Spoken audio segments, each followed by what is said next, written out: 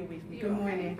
Good morning. Okay, so I chose to do my informative speech on living with HIV. I do want you to know that living with HIV is not a death sentence. A lot of people who are diagnosed with HIV think they have just become like a walking dead person. Not true. So what I researched was what to do. You have to go in and get tested. You have to take the necessary test to figure out or find out whether you have HIV or not.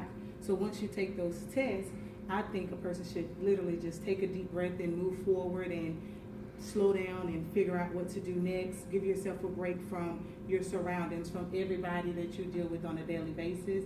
Keep your eyes on the prize, to me, which is staying healthy as an HIV positive person.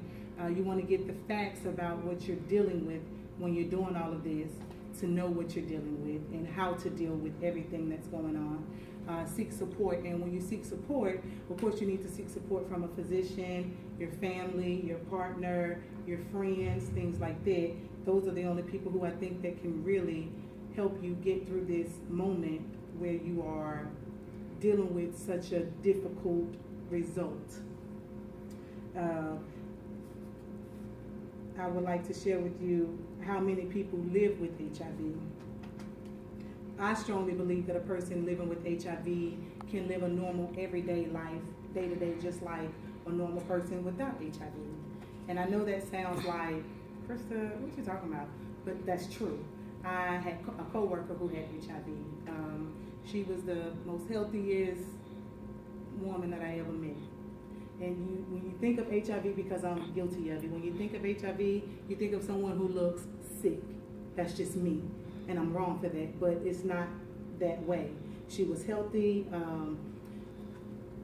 and she started her treatment soon after she found out her status. And 5 reasons to start your treatment as soon as possible is so that you stay healthier longer, that you lower the risk of certain HIV-related cancers. You lower the risk of the virus, spreading the virus to someone that you may be seeing. You will get other services that you need. And the 5th one, I don't know why it's not on my slide, I'm sorry. The 5th one is so that you need to seek treatment so that you can help the other people that you may have already infected.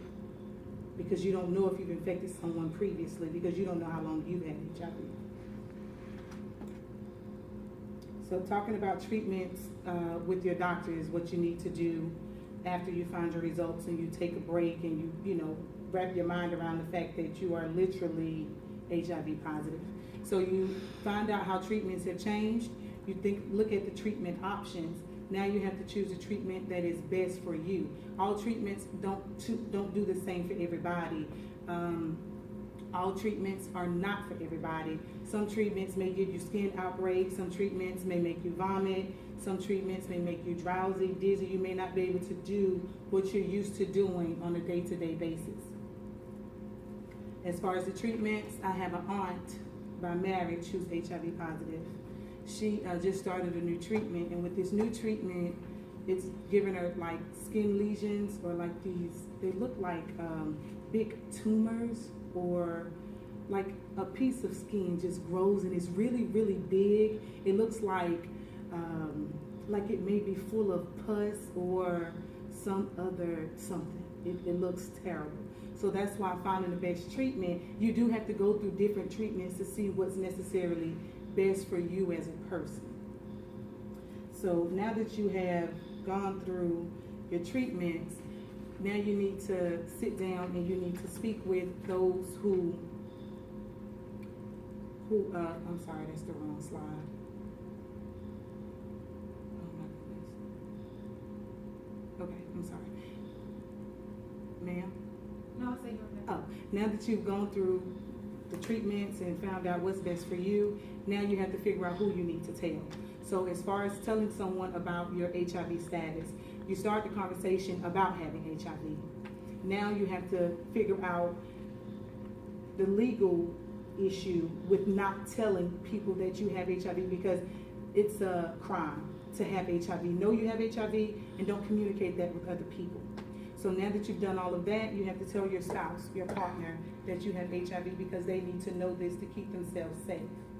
Your past partners, needle sharing partners, you have to also let them know.